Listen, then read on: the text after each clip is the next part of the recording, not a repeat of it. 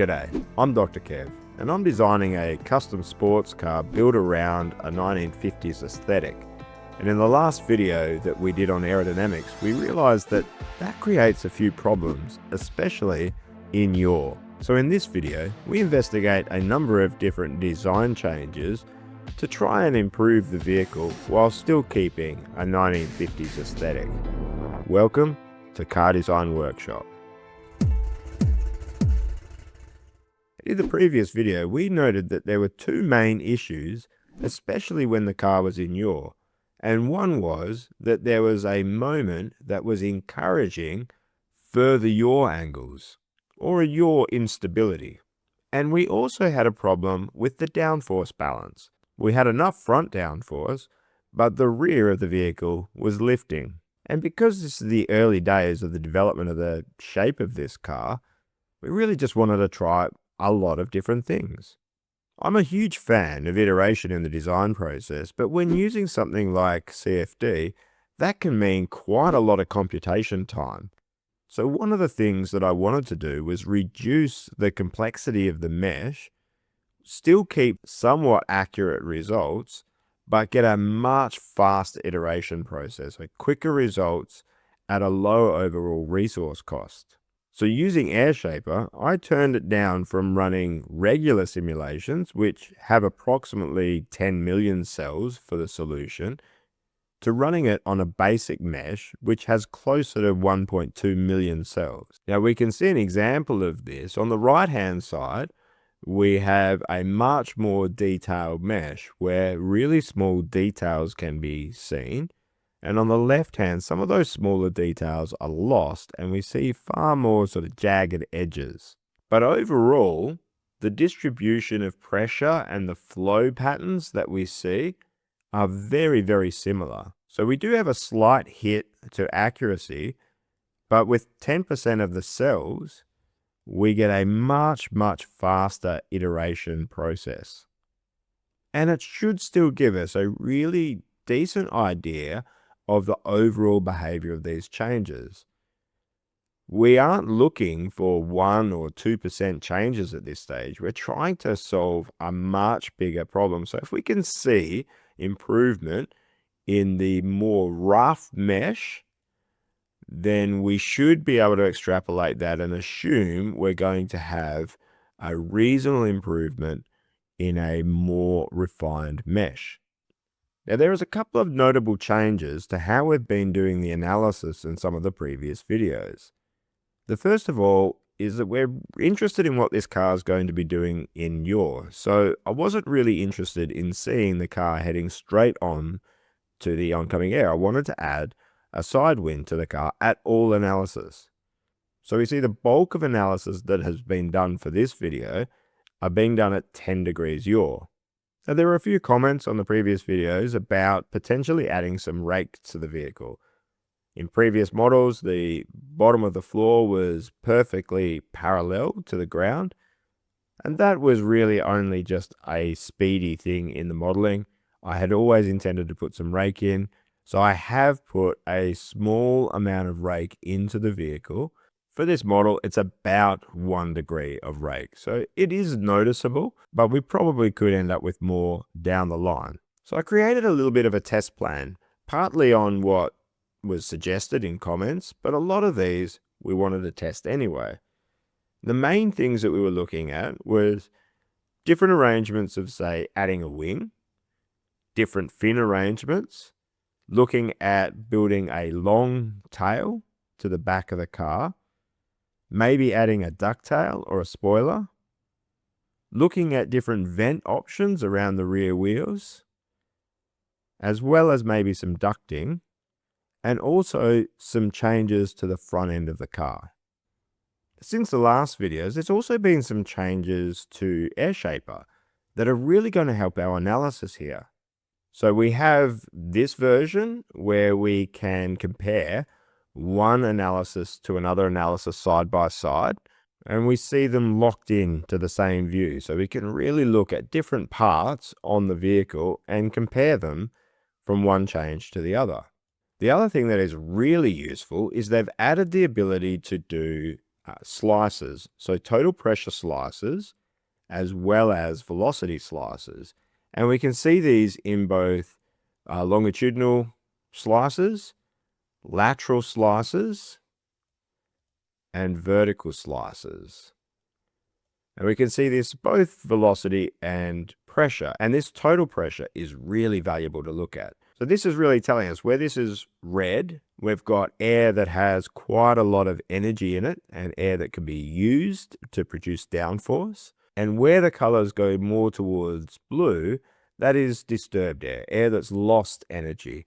And it's really a good way to see areas of separation. These are fairly standard plots to look at when analyzing aerodynamics of vehicles. Now, to get it out of the way, let's have a look at the car with a rear wing on it. Now, I didn't do any great optimization here. I grabbed a rear wing profile that I'd used in a previous project. This is a Selig S1223 rear wing element. I put it at a simple 5 degrees angle of attack and made some very, very simple end plates for it. I didn't think too much about the height. I put it at what I thought would be a reasonable height and just ran the model that you see here. And at the end of the day, this fixed the downforce problem. Of all of the options that were tried, this had the best rear downforce. In fact, it moved it from having lift on the rear end to having downforce at the rear end. And that's without optimizing anything. It's a really easy solution. And because of the end plates, it ends up being pretty good in yaw as well. It had a noticeable decrease in the yaw moment, about a 20% decrease. But I think it's fair to say that this also made it look the least like a 1950s sports car. And a couple of things that were noticeable is that really only part of the rear wing was working. A lot of it had been blocked by flow coming off this rear roll bar. In fact, you see if we turn this noise on, which is a bit of an approximation of the overall turbulence, you will see that only a very small section, less than half of the rear wing, is actually exposed to fairly clean air. Now we notice this particularly in the total pressure, where if we move through the slices side on, we get a big section around here where this rear wing is quite effective. And then we move to a region where it's completely blocked, or the flow is getting blocked by that rear roll hoop. Now this indicates to me that we could make some pretty big advances to the effectiveness of this rear wing by really adjusting the height of the rear wing, as well as size of end plates and positioning. So I would imagine even though it's fixed the issue with rear lift, we could make it a lot better if we were prepared to run a wing. So it's good to know that there's a last case scenario that we could run for this vehicle. In the theme of a rear wing, there were suggestions from viewers to have a low mounted wing element. So one in the back end between the strakes of the diffuser. And I ended up using a scaled down version of the same profile. Now again, no optimization being placed on this particular model. Just put it in, see how it would behave. Unfortunately, in this analysis, it just wasn't that effective. Now, most of that could be the design that I chose, the positioning that I chose.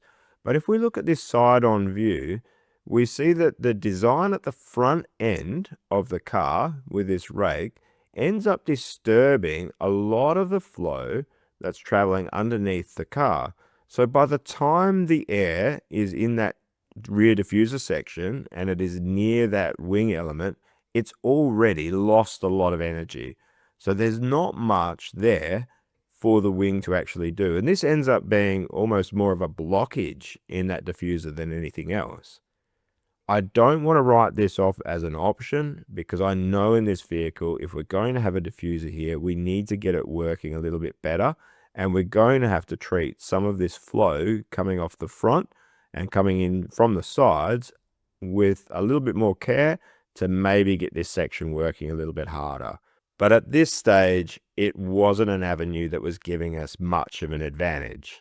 Unlike a rear wing, it's probably more believable that a car from the 50s and maybe the early 60s might have some sort of spoiler on the back. This is really less to produce downforce and acting as a device to disturb the overall flow, the overall lift that's passing over that rear section. Now here I modeled a fairly extreme ducktail, and it worked reasonably well at producing downforce. In fact, of all of the things that were tried, this was the second best when it came to the overall downforce. It even had a reasonable benefit towards the reduction of the yaw moment.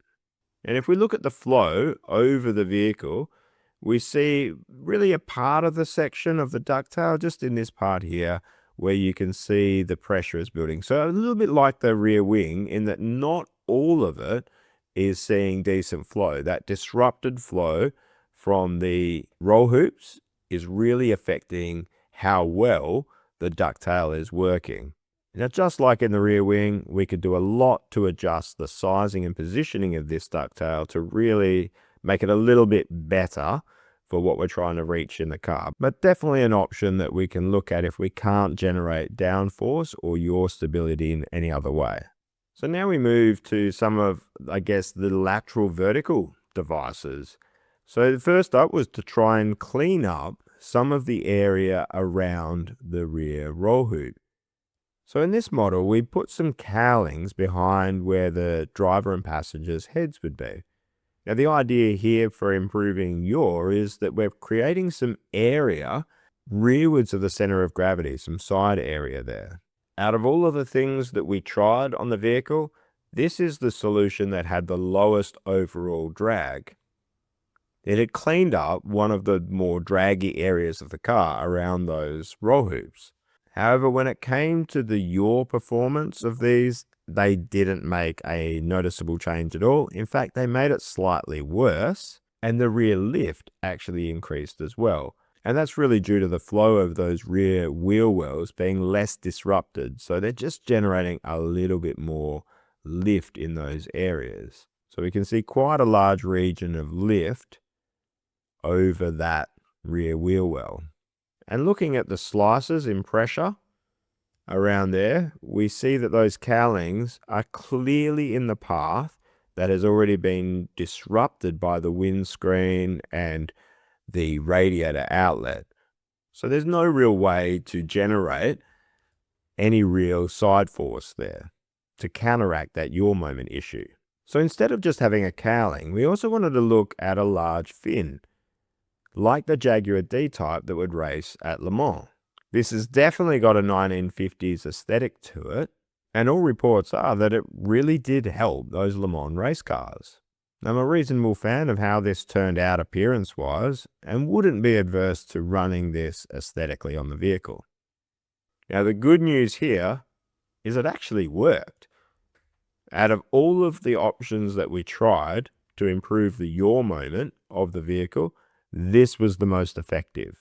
And we saw an over 25% reduction in the yaw moment at 10 degrees. Now we can see the flow here clearly being affected by that fin.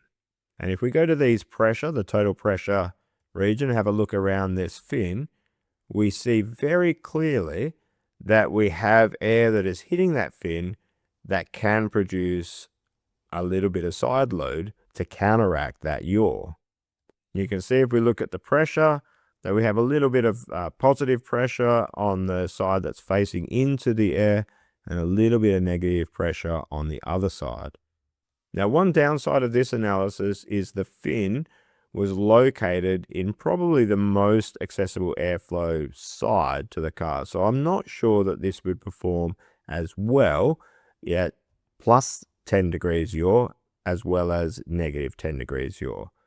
I also wanted to investigate if the fins were made a little bit smaller and symmetrical around the center line and create some disruptions to the flow over those rear wheel arches to try and just reduce the amount of lift over those haunches. Again, these were modeled very quickly, very roughly. They wouldn't be close to a final shape that would be applied to this car. And I guess I'm not that enthused by the look of these small fins anyway. But they were quite effective And you can see that the lift region, so the lower pressure over those rear wheel arches, is greatly reduced by adding that disruption. Now, I'd imagine in a final car, you could have something like these shapes that's made transparent. So maybe made out of a clear acrylic or something like that, so it didn't really disrupt from the aesthetics of the vehicle overall. Just something to trip that boundary layer so that you don't have a huge amount of lift generation.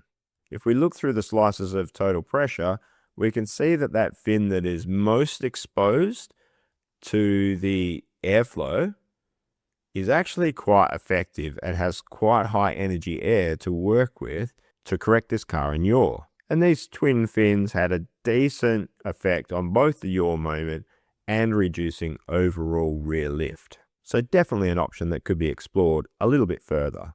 And we did have some comments and repeated comments on some of the videos about putting some venting in, so to vent the air out of those rear wheel wells. Now, because we were running these analyses with really quite a small mesh size, it was difficult to capture these vents accurately in the CFD. I would need to increase the resolution to really get a good look at the vents. You can really see this resolution here that a lot of those areas are just joined up. You don't actually have airflow between the underside of the wheel and these actual vents. However, these vents improved both the yaw moment and reduced the overall lift of the rear wheels. And in this analysis, I don't think it's really coming from venting the air. I think it's more that that surface disrupts the flow over the top of that arch, and in doing that, reduces that low pressure region above there. And overall, I'm quite happy with the appearance of the vents. I think they look pretty good. To try and promote more flow through the vents, I also did a large vent version of this, where they were really just large cutout holes. The performance was very similar, whether I did the small vents or the larger vents. We can see, though, with the larger vents that there's definitely more of an airflow path between the wheel well and the exit. Now, keeping in theme with the venting, we also put some ducts in. So trying to duct an area of higher pressure to the top of the rear lid. The idea here is to try and reduce the overall lift of that rear surface, but also create a path where we get some vertical deflection of that air and a little bit of downforce. We see with the total pressure tracers that we were able to drag a little bit of air into these ducts. They were somewhat effective, and I think something that needs revisiting once we get a more accurate model of that engine bay and how this bodywork will actually be located on the car. There's definitely going to be some internal flow of air around that engine bay that probably needs to be modeled a little bit more accurately. Another thing I was keen to try was to build a long-tail version of the car, something a little bit reminiscent of the Le Mans race cars. I did this fairly quickly, so I wasn't very happy with the design of the arches. I did take the advantage to make a bigger diffuser, however, and actually put some lateral expansion in that. I was hoping that all of this extra length would act something like a fin, and with this extra diffuser, we might actually have the diffuser finally doing some work. However, the results were incredibly disappointing. The diffuser really did nothing. The disruption from that front end and the loss of energy of air all the way along the vehicle pretty much means that the diffuser was just as bad as the diffuser beforehand. I do think that this is an area that once we start to get the flow under the body working a little bit better, that it may need revisiting, but at this stage, it wasn't helpful at all. And because we had all this extra length and it was all smooth on top, we were actually generating even more lift. So any slight gain that we had got from the diffuser was balanced by this extra lift. So this design was just worse. Now, I wasn't willing to give up on the long tail immediately, so I made a version where I cut out the lower section of that rear guard, really to expose these curved strakes even more. The hope was that this would provide good venting of this wheel well as well as providing some lateral motion of the air to counteract that yaw moment.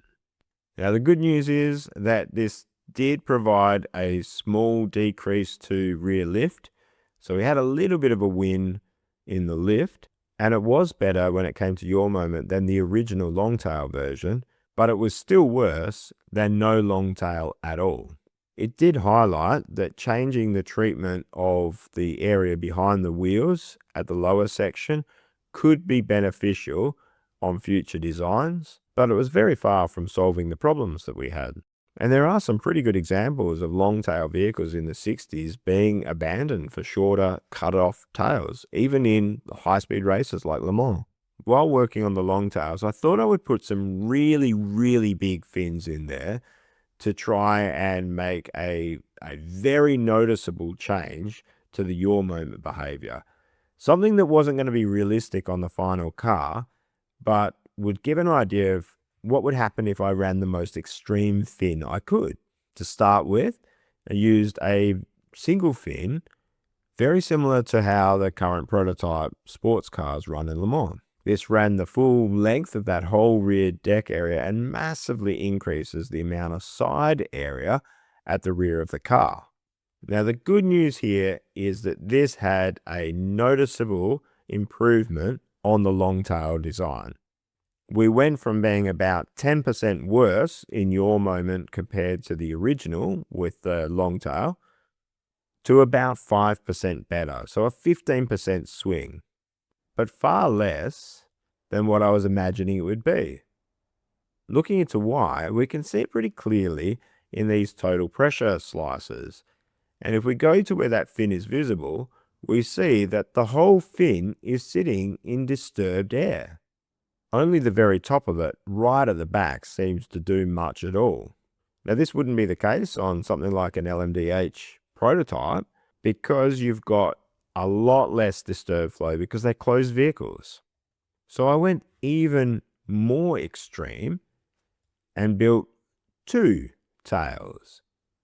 Now, these were situated at about the same location as where the single fin, or the original single fin, was placed, but had much, much larger area to them.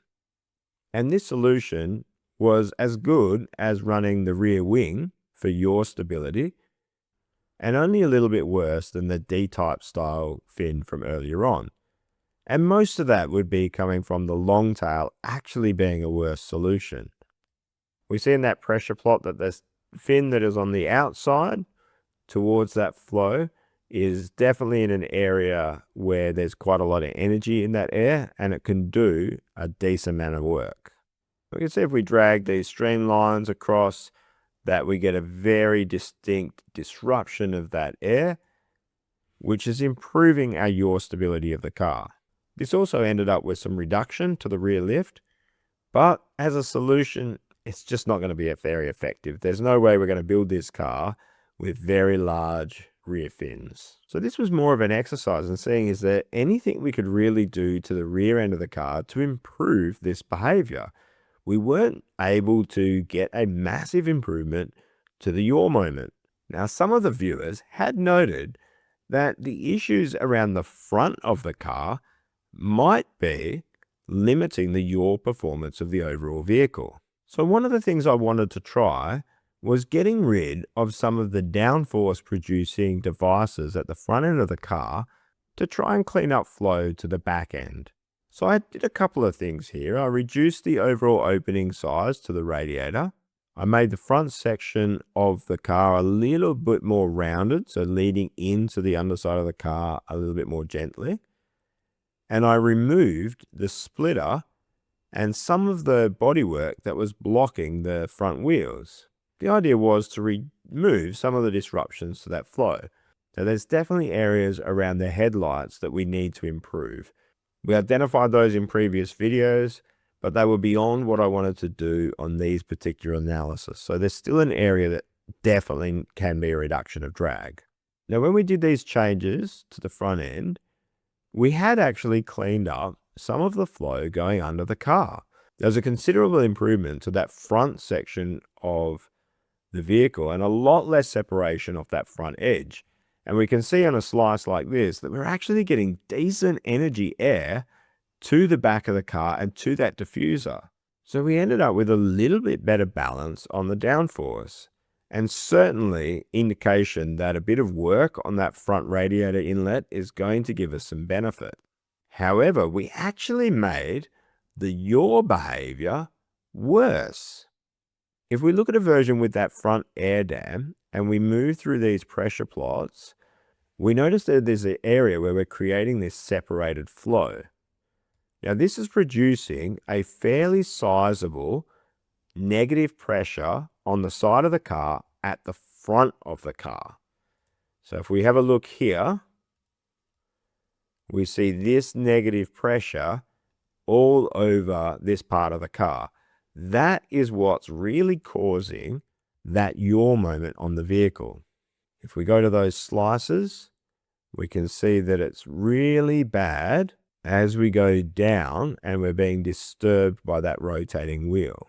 Where we've cleaned up the car, unfortunately, we still have this separation. It's maybe even worse because instead of hitting that curved air dam area in front of the tire, the air is now hitting the tire itself and we get a major area of separation. Now, I'm fairly encouraged by this change because it means that there's some levers we can pull in later design. There's certainly some things we can do to clean up that front to promote better flow to the rear diffuser. And we see that this area in front of the wheels and near the headlights is having a very, very big impact on yaw. And I'm really glad that Airshaper added these slice visualizations because it makes it very, very easy to see, giving you some good insight into what I need to work on next. So one of the things I wanted to play around with is there a way I could feed in some higher energy air into this area from a duct at the front to try and reduce this separation? So I took an area where there was high pressure at the front and basically opened it up. Tried to feed that air through this wheel well and out this exit. Now, this is very coarse modeling. This exit has not been optimized or played with at all. And these vents were really just a very simple cutout. I was just trying to see, is there going to be any change at all? And there was. You can see quite a lot of high energy air going into that region. Now, the downside with this is that air which entered that region ended up being squirted out of this wheel well, creating a low pressure region here and massively disrupting that air. This actually made the yaw moment problem 40% worse. But actually, I see this as a really positive result. And that is because we've identified an area of the vehicle that is very sensitive to changes. Now, overall, I'm not really surprised by this. In order for any flow to reach the back of the car and be used, it needs to pass through the front of the car. And air generally is going to lose its energy moving from the front of the car to the back of the car. So most of the changes that I've been making in this video have been changing the rear end, trying to add devices to fix the problem, when really I just need to keep working on the front end of this car, smooth it out, probably reduce a little bit of drag and reduce this disruption, especially in yaw. Now, as a final run, I thought I would create a model where I combined a few of these effects, mainly on the rear end of the car. I was fairly encouraged by the effects of the vents, so I added some rear wheel vents and also spent some time improving the modeling of that rear wheel well to add a little bit more space where the wheel would actually move. I also changed the roll hoop a little bit, changed the profile so that it wasn't symmetric and it was trying to feed the flow out of the car. So counteract some of that internal lateral flow. Instead of fins, putting a fairing behind a support tube to these roll hoops. And I added a smaller ducktail than what we had before. Now, this isn't a final design. We've still got changes to do to the front. There's some things we want to do to get the diffuser working. But I thought if we could apply some of the learnings here and just see how it behaves in a full yaw sweep. Now, some of the things that we do want to try in the future that we haven't done here are things like vortex generators on that lower diffuser to try and get that working a little bit harder. There's a little bit of shape that we want to change on this rear wheel arch, so maybe making a little bit flatter on the top. Definitely looking at removing some of this area behind the wheel. That seemed to be a fairly positive thing for the long tail. And we definitely want to work on this light area. I'm not even happy with this area just based purely on aesthetics. So the fact that we know that it's not working well aerodynamically and is producing some of this yaw problem, this is definitely an area we want to tackle in the future. With this design, we did a run in Airshaper using the regular resolution. In particular, this allowed the model to be much more accurately modeled in this vented area. And we can even see, using these streamlines, a little bit of flow coming through those vents.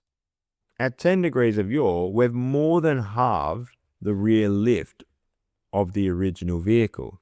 And we note that the amount of lift on the vehicle at 100 kilometers an hour is really only about 100 newtons or 10 kilos, which is a little bit more than 2% of the overall rear wheel load. So it's fairly low percentage of lift. Now, we also took this model and swept it through yaw.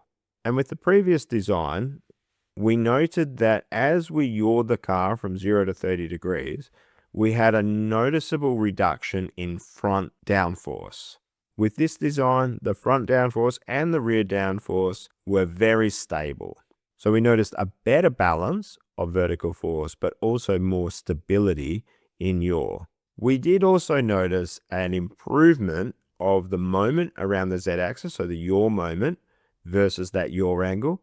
Now, this isn't as good as we need it to be.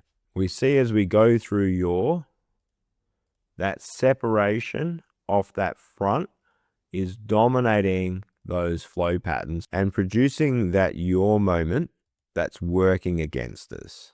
So realistically, until we start changing that front end of the car, we're not going to see a marked improvement on that moment around the Z-axis. Overall, I had a lot of fun doing this analysis. We saw that the fin that you would see on something like a Jaguar D-Type back in the 1950s is actually really effective. I was surprised to see that the long tail didn't really help much at all, but I was sort of glad because I didn't really want to increase the length of the car anyway. Now, obviously we didn't really change that diffuser at all, but I think it's not going to be too hard to reduce the rear lift. A lot of the things we tried actually had an effect on that rear lift, and there are extreme measures that we could take. So as long as we're happy to put a wing in it or a spoiler, we can pretty much get the rear lift we want. I'm still fairly confident that with a bit of work, we can get that diffuser working really well. But with the things we tried, we weren't really able to get the yaw moment down to what we want to see, which is actually 0 or a negative yaw moment where we're starting to see it stabilizing or self-stabilizing. Now, one of the best ways to do this would just be to move the weight balance forwards, and that just puts more of the car behind that center of gravity. But with a mid-engine car, that's going to be very hard to achieve. I'm already going to be trying to move the weight as far forwards as I can with this layout. Now, on the new model, those fairings of those rear roll hoop supports, they did very little, if nothing, to the performance of the vehicle in yaw, so they'll probably just get deleted. But I'm still keen to play around with those rear roll hoops, given that we saw a distinct reduction of drag with the Cowlings solution. As always, I'm really keen to read whatever comments you have on this video and maybe some things I haven't thought about yet. Maybe you noticed something in the analysis that I didn't quite pick up. So please feel free to make a comment on your way to liking this video. And if exploring the engineering behind car design is something that really interests you, please subscribe to the channel. We've got plenty of more of this coming. We've definitely got a lot more work to do in the aerodynamics before we converge on a solution, as well as all the other things we've got to sort out on this car. So keep your eyes out for upcoming videos. Thanks for your time.